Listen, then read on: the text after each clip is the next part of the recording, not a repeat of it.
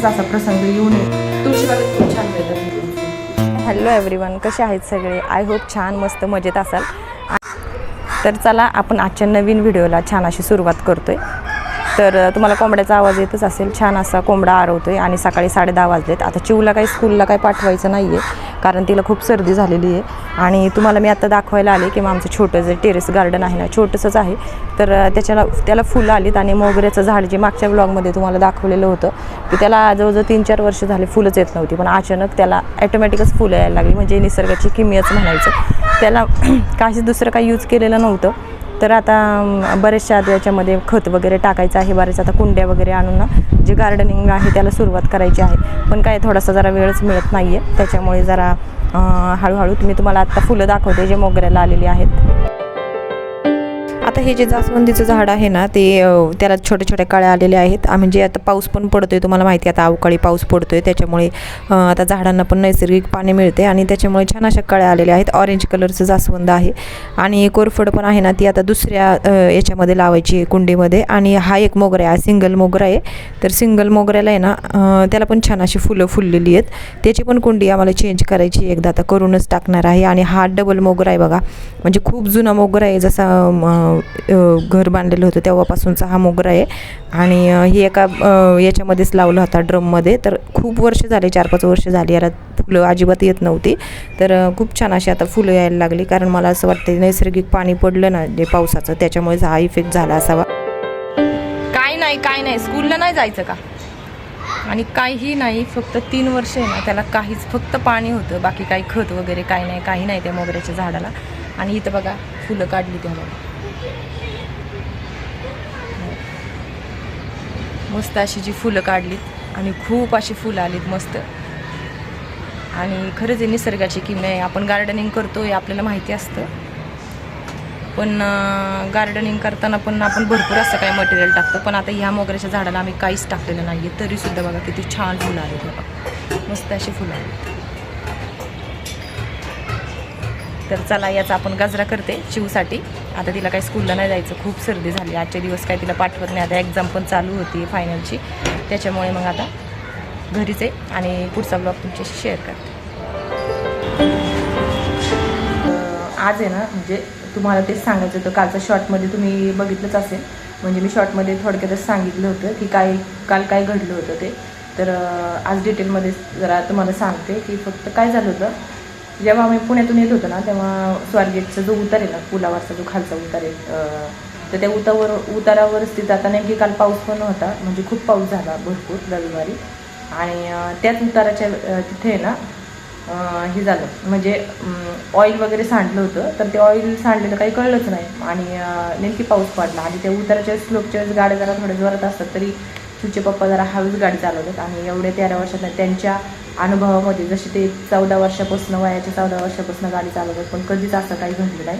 आणि तो प्रसंग कालच असा घडला की आमची गाडी नेमकी स्लोप झाली. त्याच्या पुढे एक मुलगी होती, तर ती मुलीची पण गाडी स्लोप झाली. म्हणून यांनी ब्रेक दाबला आणि ब्रेक दाबल्यावरच गाडी एकदम स्किड झाली त्या ऑइलमुळं. आणि अजून मागं 2-4 गाड्या स्लिप झाल्या. त्याच्यामुळे इतकं डेंजर हे झालं. तर आणि मी एकदम अशी खाली पडले, ते एका अंगालाच एकदम, त्याच्यामुळे थोडासा खुब्याला मार लागला थोडासा. आणि हात पण जरा दुखतोय. तर त्या दिवशी काही जाणवलं नाही, पण आता बऱ्यापैकी जाणवते. आणि बघू आता जर दुखतंय पण क्लिनिकमध्ये जाऊन यायचं म्हणतात चिवचे बाप्पा, जाऊन आपण क्लिनिकमध्ये बघूया काय होतंय ते. आणि म्हणजे थोडक्यावरून वाचलं. आणि जिथं आम्ही पडलो ना तिथंच नेमकी रोडच्या पलीकडेच स्वामींचं मंदिर होतं. स्वामींच्या मंदिराच्या अलीकडच्याच रोडला. त्यामुळे काय अशी जास्त काय असं हे झालं नाही. बरं झालं, चिव पण नव्हती बरोबर. आणि पुण्यामध्ये जस्ट थोडीशी खरेदी करायलाच गेलो होतो, बाकी काही नाही एवढं, त्यांचं पण काम होतं. आणि खरंच स्वामींच्या कृपेने आम्ही वाचलो, जीवाला काही धोका नाही झाला. म्हणजे काही असं खूप जोरात नाही लागलं. स्वामींचाच आशीर्वाद म्हणायचं की आम्हाला काहीच त्यांनी इजा करून दिली नाही जोरात. आणि खरंच काय झालं असतं तेवढ्या ह्याच्यात तर काही, म्हणजे आपल्या मुलांचं काय झालं असतं. म्हणजे मला अजूनसुद्धा तो प्रसंग आठवला ना की एकदम भीती वाटते त्या गोष्टीची. की अजून मला गाडीसुद्धा येत नाही, सायकल येते पण आता गाडी येत नाही. पण खरंच जरा ते याच्यामुळे जरा भीती थोडीशी मेली माझी. आणि आता बघू, आता मी पण आता गाडी शिकणारच आहे, काही होईल ते जाईल, पण मी गाडी शिकणार आहे. आणि खरंच स्वामी आहेत बरोबर, स्वामी खरंच पाठीशी आहेत. त्यांचा खरंच हा पण अनुभव मला खूप चांगला आलेला आहे. तर खरं आपण म्हणतो ना, एक दैवी शक्ती असते आपल्या मागं, तर खरंच ती दैवी शक्ती आहेच मागे. आणि त्यांना माहिती आहे की मुलं एक छोटी म्हणून आम्हाला दोघांपैकी एकाला जरी काय झालं असतं ना, तर मुलांचे काय हाल झाले असते. तर असा प्रसंग नाही येऊ असं मला म्हणायचं, कुणावरच असा प्रसंग येऊ नये. सगळं स्वामींवर सोडले. खरं सांगायचं तर माझं यश अपयश जे काय आहे, तुम्हाला काय वाटतं ना, सगळं स्वामींवर सोडलेलं आहे मी आता. बस आता जास्त असं काही विचार नाही करायचा, ते चालू ठेवायचं. आणि काल काही जी खरेदी केलेली आहे ना, त्याच्यातलं तुम्हाला थोडंफार दाखवते. काल काही टॉप्सच खरेदी केलेत आणि 2 प्लाझो घेतलेत आणि थोडं काही मुलांसाठी थोडंसं इनरवेअर वगैरे घेतलेत, खाऊ घेतला आहे थोडासा. आणि एक 2-3 इयरिंग्स घेतलेत जे आपल्याला तुळशीबागेत जरा बऱ्यापैकी परवडतात. आता आपण सांसारिक बायका कशा असतो ना, की छोट्या छोट्या गोष्टींमध्ये नाही का आपण काटकसर करत असतो, थोडंफार जुगाड करत असतो. तर इथे ना माझे दोन्ही ट्रायपॉड तुम्हाला मागेच सांगितलं होते, दोन्ही ट्रायपॉड खराब झालेले आहेत. तर मी चिवच्या पप्पांनी पण व्यवस्थित नीट वगैरे करून दिलता, पण तरी तो पुन्हा तुटला. आणि त्याच्यामुळे काय झालं, मला काही व्हिडिओ शूटच करता येत नव्हते. बरेच दिवस झाले व्हिडिओ अजिबात व्यवस्थित येत नव्हते, शूटच करता येत नव्हते. मग मी तर रिंग लाईट होती, त्या रिंग लाईटचं जे मोल्ड आहे ना, ते ह्या छोट्या ट्रायपॉडला लावलं आणि याचं जे आहे छोट्या ट्रायपॉडचं ते मोठ्या ट्रायपॉडला लावून घेतलं. जरा असं काहीतरी जुगाड माझ्या डोक्यात आला होता त्यावेळेसच. आणि जरा थोडासा असा खुबा दुखतोय माझा जरा थोडा, त्याच्यामुळे आता एवढं काय फास्टमध्ये आता काम काही होणार नाही जरा बरं वाटेपर्यंत. आणि इथे आता मी तेच लावायचं काम चाललं आहे माझं. आणि ते झालं का मग मला आता व्यवस्थित व्हिडिओ शूट करता येतील. तरी मोठा जो ट्रायपॉड आहे ना, तो जरा लवचिकच झाला आहे, म्हणजे पूर्ण हालतो आहे तो डुगडुगू. त्याच्यामुळे आता नवीन जर घ्यायचं म्हटलं तर ऑनलाईन घ्यायचं म्हटलं तर 900 रुपयाला पडतो, 900-950 रुपयाला.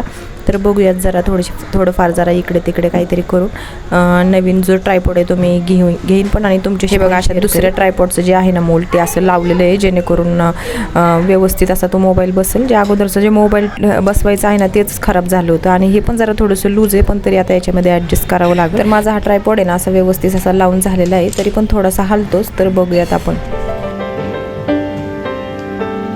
आणि इयरिंग्स पण घेतले, खूप छान आहे. फक्त 10 रुपये आणि 20 रुपयाला घेतलेले इयरिंग्स. तुळशीबागेत खूप छान मिळतात इयरिंग्स. आणि तुम्हाला सांगू 10 रुपयापासून 250 रुपयापर्यंत इयरिंग्स मिळतात. तसे ऑनलाईन पण आपल्याला परवडतात. तुम्हाला मी मागे पण ब्लॉगमध्ये दाखवलं तुम्ही एक हे माझा इयरिंगचा एक हॉल व्हिडिओ पण तयार केला, तर तो तुम्हाला इकडे टॅग करते आपल्या व्हिडिओच्या शेवटी. आणि हे बघा, हे फक्त 20-20 रुपयाला घेतली. क्यूट आहे बघा, यात मम्मीला देणार आहे, खूप सुंदर आहे. आणि हे फक्त मी 10 रुपयाला घेतले. जस्ट आपली, कारण काय झालं होतं, आपले जे सोन्याचे इयरिंग्स आहेत ना, मी ते घातले होते कानामध्ये. आणि जेव्हा मी आंघोळीला गेले ना, त्याच्यानंतर म्हणजे केस धुतले, त्या केसाला इथे आलं होतं ते इयरिंग्स. त्याच्यामुळे ना मला खूप भीती वाटते आता सोनं घालायची. त्याच्यामुळे आता बरेच ब्लॉगमध्ये तुम्हाला दिसत असेल माझ्या कानामध्ये काहीच नसतं, म्हणून मी छोटे छोटे इयरिंग्स घेतलेले असे यूज करायला. जस्ट आपलं बाहेर यायला जायला तसं मी कान मोकळेच ठेवते. आणि ऑनलाईन जरी घेतलं तरी मी तुम्हाला शो करत, ऑनलाईन पण छान असतं. आपल्याला जर जाणं आहे ना, आपलं खाण्यापिणं तसं, आणि त्यापेक्षा जर एखाद्या वेळेस आपलं जाणं झालं तर अशा छोट्या मोठ्या गोष्टी घेतलेल्या आपल्याला परवडतात. ऑनलाईन घेतलेले सुद्धा परवडतात, ऑनलाईन सुद्धा छान असतात. याच्यात आणि त्याच्यात क्वालिटीमध्ये काय असं वेगळा फरक नसतो. तर हे बघा, हे जे आहेत ना, हे टॉप आहे आणि 2 टॉप घेतलेले आहेत मी आणि 2 प्लाझो घेतलेत. असे तुळशीबागेत गेलो होतो तर छान भेटले मला. आणि मी दरवेळेस तिथूनच घालते, म्हणजे घेते. आणि कॉटनचे असतात बघा पूर्ण. आणि आता उन्हाळ्यामध्ये खरं कॉटनचे पातळ कपडे वापरलेले चांगले. आणि ही एक ब्लॅक पॅन्ट आहे, ब्लॅक प्लाझो घेतलेली आहे. ही पण छान आहे, मला आवडली होती. आणि खूप पातळ वगैरे अशी, अजिबात गरम होणार नाहीत, मग घाम येणार नाही, एकदम छान आहेत. आणि मस्त वाटतात हे अशा जर घेतल्या तर. चिकनकारी आहे, खूप छान आहे. एम्ब्रॉयडरी फक्त 150 रुपयाला मला पडला, फक्त 150 रुपयाला तुळशीबागेत पडलं. म्हणजे तुळशीबागेत तसं परवडतं, काही कपडे परवडतात. थोडंसं श्रिंक होतं पण छान आहे. ऑनलाईनच्या मानाने हे पण छान आहे आणि ऑनलाईन पण परवडतं. तसं म्हटलं तर जायचा यायचा खर्च पण वाचतो. इथून एकच होतं जाणं येणं आपलं, त्याच्यामुळे छान आहे.